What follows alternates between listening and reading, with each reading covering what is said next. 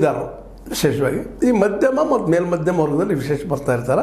ಇಲ್ಲಂತ ಕಾರ್ಪೊರೇಟ್ ಒಳಗೆ ನಮ್ಮ ರೈತರ ಈಗ ನಮ್ಮ ಗುಂಡಪ್ಪ ಕಮತಿಯವರು ಬರೋದಿಲ್ಲ, ವಕೀಲರು ಜೊತೆಗೆ ನಮ್ಮ ಗರ್ದಿಗೆ ಮತ್ತು ಸಂಪಾದಕರು ಬರೋದಿಲ್ಲ. ನೀವು 100 ಎಕರೆ ಭೂಮಿ ಇದ್ದರೂ ನೀವು ಜಮೀನ್ದಾರ ಅಷ್ಟ. ನೀವು ಒಂದು ಫ್ಯಾಕ್ಟ್ರಿ ತೆಗಿಬೇಕಾಯ್ತಂದ್ರೆ ಅಲ್ಲೇ ಸಾವಿರಾರು ಕೋಟಿ 100 ಕೋಟಿ ದುಡ್ಡು ಹಾಕಬೇಕಾಗ್ತದೆ ಶುಗರ್ ಫ್ಯಾಕ್ಟ್ರಿಗೆ. ಹೀಗಾಗಿ ಶುಗರ್ ಫ್ಯಾಕ್ಟ್ರಿ ಮಾಲಕರ ಮಟ್ಟಕ್ಕೆ ನಾವಾಗಲಿ ಅವರಾಗಲಿ ಬರೋದು ಭಾಳ ಕಡಿಮೆ. ಮತ್ತು ಅವ್ರ ಲೆವೆಲಲ್ಲಿ ಮಾತಾಡೋಕ್ಕೆ ಸಾಧ್ಯ ಇಲ್ಲ. ಮತ್ತು ಅವ್ರು ವ್ಯಾಪಾರ ಮಾಡಿದ್ರೆ ಅಂದ್ರೆ ಅವ್ರು ಮೋಸ ಮಾಡೋರನ್ನ. ಇದರಲ್ಲಿ 2 ಮಾತಾ ಇಲ್ಲ. ವ್ಯಾಪಾರದ ಅರ್ಥ ಏನು?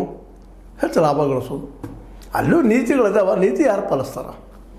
ಅದಕ್ಕೆ ಈಗ ನನಗೊಂದಿಷ್ಟು ನಿಮ್ಮ ಜೊತೆಗೆ ಮಾತಾಡಬೇಕು ಅಂತ ಅನ್ನಿಸ್ತಾ ಇಲ್ಲ. ಯಾಕಂದ್ರೆ ಭಾಷಣ ಈಗಾಗಲೇ ಕಾರ್ಯಕ್ರಮ ಮಾಡಿಕೊಟ್ಟಿದ್ದೀರಿ, ಅದಕ್ಕೆ ಉತ್ತರಗಳು ಹೆಚ್ಚಿಗೆ ಬಂದವು ಇಲ್ಲೋ, ಕೆಲವು ಕೊಡ್ತಾರೆ, ಕೆಲವು ಇಲ್ಲ, ಅದಿರಲಿ. ಆ ರೈತರ ಸಲುವಾಗಿ ನಾವು ವಿಚಾರ ಮಾಡಬೇಕಾಗಿದೆ. 2 ಎಕರೆ 1 ಎಕರೆ ಕಬ್ಬು ಬೆಳೆಯುವಂಥ ರೈತರು ಈಗ ಎಷ್ಟು ಕೊಡ್ತಾರಪ್ಪ? ಈಗ ಆ ಫೇರ್ ಬಾಜು ಇಟ್ಬಿಟ್ಟು 15 ಕೊಡೋದೇ ಇಲ್ಲ ಇವರು. ಸೆಂಟ್ರಲ್ ಗೌರ್ಮೆಂಟ್ ಎಲ್ಲ ಫ್ಯಾಕ್ಟ್ರಿ ಓನರ್ಗಳು ನೀವು ಯಾವಾಗ ಹೇಳಿದ್ರೆ ಲಾಸ್ ತೋರಿಸ್ತಾರೆ ಹೋದ ತಕ್ಷಣ. ಮತ್ತು ಬಿಲ್ಲು ಕೊಡೋದು 3-4 ಕಂತು ಮಾಡಿ ಕೊಡ್ತಿರ್ತಾರೆ. ಇದು ನಿಮಗೆ ಗೊತ್ತು ಅನ್ಬೋದು ಮಾತುಗಳೆಲ್ಲ ಇವು.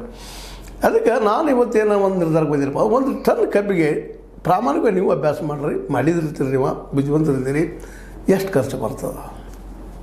ನನ್ನ ತಿಳುವಳಿಕೆ ಪ್ರಕಾರ 1 ಟನ್ನಿಗೆ 4,000 ಕೆಳಗೆ ಬರಲಿಕ್ಕೆಲ್ಲ ಬರೋದಿಲ್ಲ. ಭೂಮಿ ಖರ್ಚಿಡಬೇಕು, ಗೊಬ್ಬರ ಖರ್ಚಿಡಬೇಕು, ಆಳಿಗೆ ಖರ್ಚಿಡಬೇಕು, ನಾಳೆ ಒಯ್ತಲ್ಲ ಕಟಾವಾದಾಗ ಅದನ್ನು ಇಡಬೇಕು, ವರ್ಷ